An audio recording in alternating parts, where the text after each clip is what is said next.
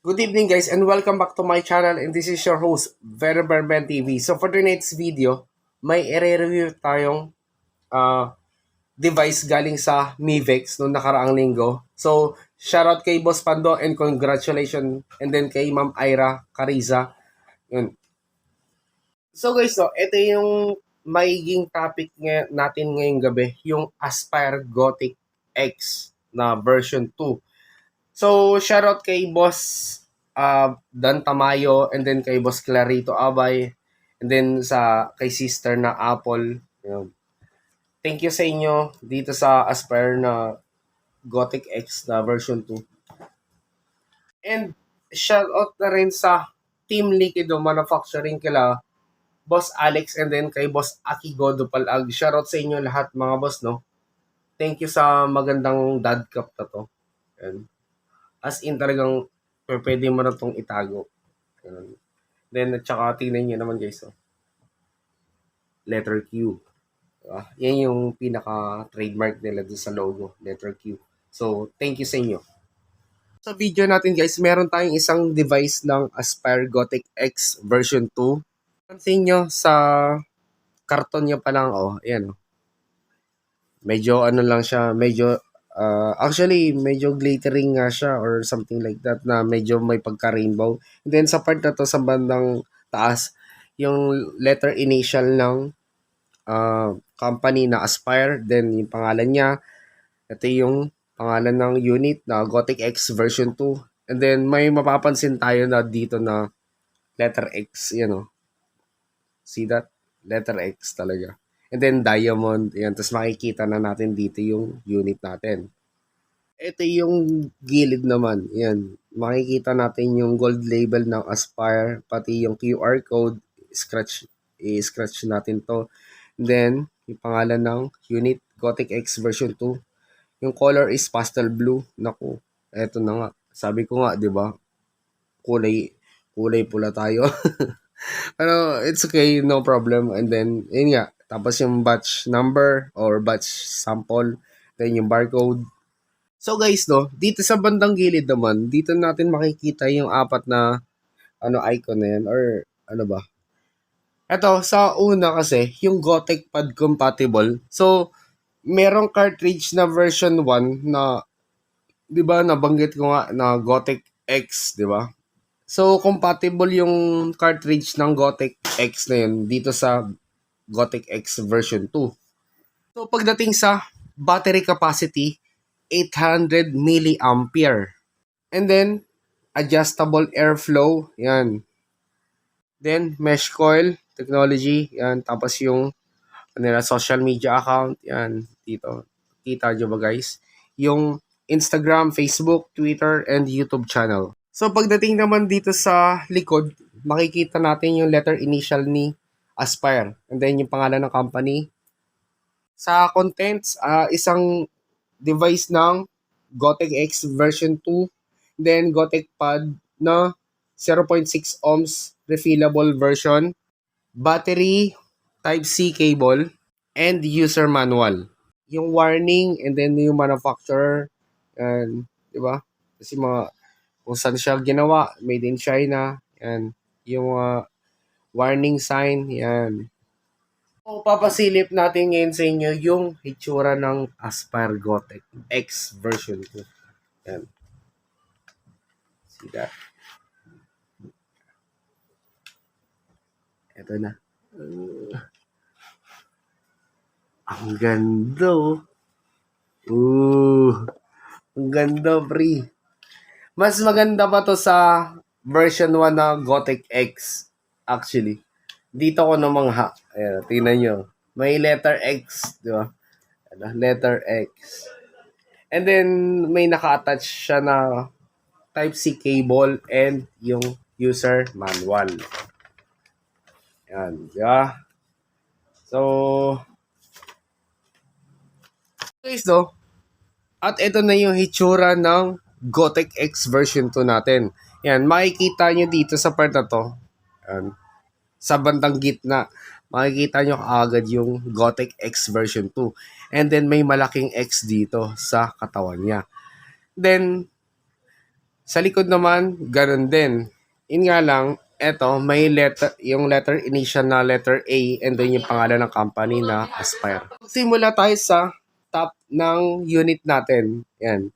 So guys, dito sa cartridge, kasama na yung mount tip. Yan. Yan, malapad yung mount tip natin. Kita nyo ba guys? Kasi medyo nag-autofocus eh. Then heto, kung ano yung cartridge ng version 1 na Gotek X, is ganun din siya. Ganun. Halos magkaparehas lang talaga. And then, makikita nyo sa katawan ng cartridge natin yan, yung pangalan ng etong company na Aspire. And then, yung 0.6 ohms, kita nyo ba? Yan. At saka guys, transparent na medyo dark yung cartridge natin. Kahit yung version 1 is same lang din, ganun. And then, ang pinagkaiba lang naman kasi ng Aspire Gotek X tapos sa Gotek X na version 2 is ito kasi mas pinakamaganda na design, di ba? I'm not haters of Gotek X kasi, di ba, yun ang nauna eh. Pero, mas okay tong Gotek X version 2 dahil, yun nga, ang angas eh. Di ba? Ang angas. And then, flavorable. Tama ba? Ma-flavor daw to nung ginagamit ng mga tropa natin, lalo na si Christopher. Yan. Si Utol Christopher Gutierrez. Shoutout sa iyo, Utol. Yung hitsura ng ating at dito sa part na to, yung sa cartridge natin, merong sticker na nakadikit. Dapat kailangan natin siyang tanggalin, di ba? Yan. And eto pa, yung sa unit. Yan. Makikita nyo naman yung mga contact niya. Yan o. See that? Yung contact niya doon sa unit, yung gold na yan. Tapos eto kasi, yan, yung silver na yan is magnet. Yan, makikita nyo. Yan, di ba? At saka guys, as in talagang handing-handy. Yan, handing-handy yung pads natin. Napakaganda. Yun nga lang, hindi mo makikita yung masyado. Hindi mo masyado makita yung loob niya kung ano. Yan, makikita yung battery. Yan. Built-in yung battery niya pala. Okay? So, para sa kaalaman lang, no? And then, ito, sa bandang gilid naman na to, yan, may grip. Or, tama ba? Grip ba to tawag dito? Yan. Yan. Tapos, dito sa part na to, yan, sa bandang ilalim o sa bandang puwitan, yan. Ito yung Type-C cable charging port. And then, ito yung control airflow. See? Ito, airflow control. And guys, ang gagamitin nating juice sa ating Aspire Gotek X version 2 is etong 4 Horsemen na pinaka-paborito ko sa lahat ni Demon Vape. Okay? So, sa lahat ng mga nagtatanong, meron din silang disposable pads ni Demon Vape. Yan.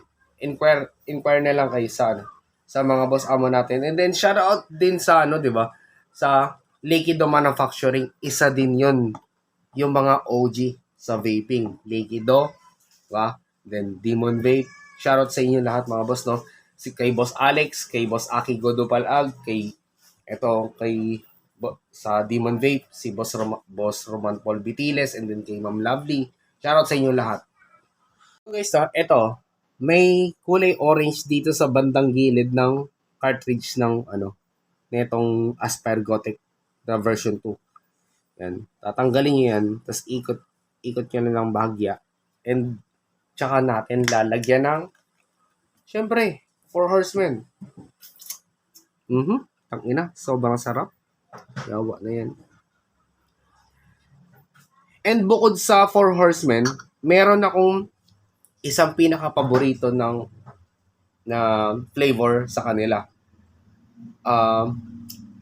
Oreo. Isa din yun sa pinaka-masarap na natikman ko. Okay? Wala akong pakialam kung marami nasasarapan sa New York cheesecake. Heto lang ako. Dito lang tayo. O dito lang ako. Pati sa Oreo. Okay na ako dun. Diba? Ganun ako kapag pumili ng ano, flavor. Then, kung ano lang, kung sabihin na natin na binigyan tayo ng isang ano, flavor, pinapapalitan ko na kagad yun.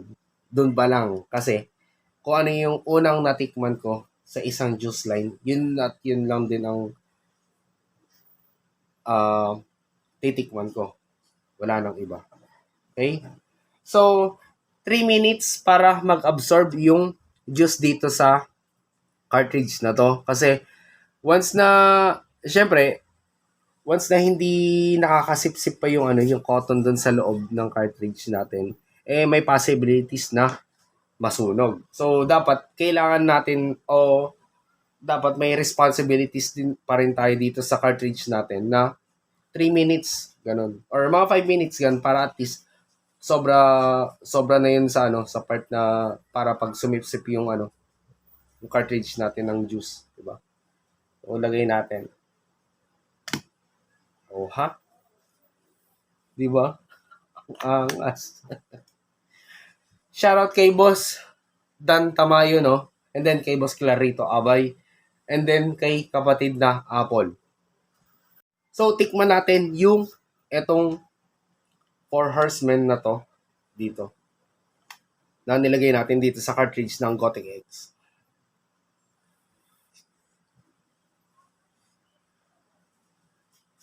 Mm.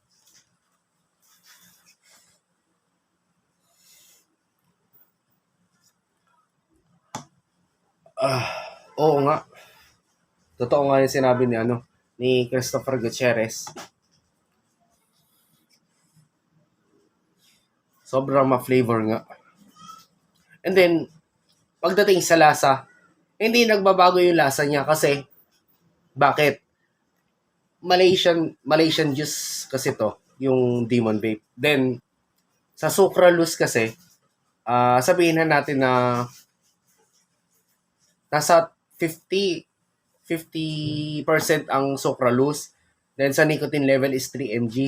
Ganun. Kaya hindi siya makate. More on free base. Ganun. Pero mas masarap nito guys.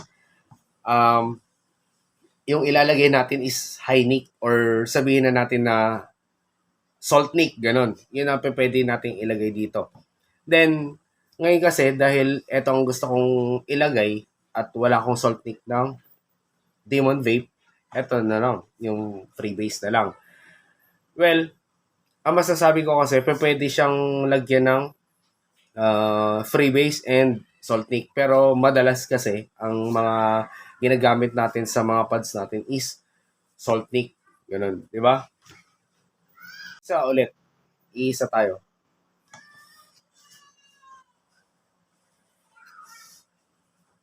Sarap. Grabe.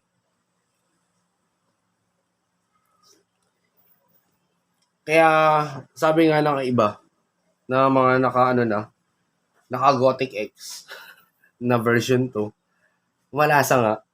Oo, totoo. Totoong totoo. Yeah. As per sample pa lang to. Di ba? So, ngayon, hindi ko sinasabi na kasama ako doon sa mga influencer or mga content creator na nag-endorse ng ganito. Di ba? So, yun nga. Nasa low-key lang tayo. And then, shout out na rin kay kay Boss John Michael Enriquez, Boss John Michael Enriquez, kay Boss Big Tommy, di ba? And then kay Boss Vaptor. Yung tatlo na yan, guys, huntingin nyo sa vape event. Kasi marami yon. Maraming ginagrind yun sa event. Maniwala kayo sa akin. Di ba? Kasi noong linggo, nagkita kami nun sa si Boss John Michael Enriquez. Mas marami yung grind. Di ba? Shoutout sa iyo, boss. Napaka-pogi mo talaga. And then, sa susunod, kita-kits tayo ulit sa alam mo na, sa vape event na pinupuntahan natin, di ba? And then, sana makita ko rin si Boss Big Tommy. Vape Tommy ba yun? I'm not sure. Sorry for, di ba? Kasi yun yung pangalan niya sa Facebook account. Yun. Mm. Whew. So guys, no, siguro hanggang dito na lang yung pagre-review natin ng Aspire Gotek X version 2. And then, total na-review ko na rin lahat ng ano sa device na to. And then, yun nga, ma-flavor. And then, solid talaga, promise. Thank you so much sa Team Aspire. And then, thank you din sa Liquido Manufacturing, no? Demon Vape also. Oh, the best. So guys, gusto ko na muna magpasalamat sa yun nga yung mga nandun sa Manila International Vape Expo, di ba? Then even though na wala doon yung family namin, si Venom Vapes, yun, shoutout sa inyo, boss and madam, and then sa Intensity Wars, sa Ramware Philippines, sa lahat ng mga sumusuporta sa akin dito sa YouTube channel. And then sa vape event, syempre, yung mga namimigay ng ano, kahit, ano mo yun, yung hindi pa nag-uumpisa yung event, namimigay ka agad kayo sa akin. Kaya nyo, sa susunod, hindi muna ako tatanggap ng sobrang aga. And then, shoutout sa inyo lahat. And then, I am gonna say no more, nigga. Bleh!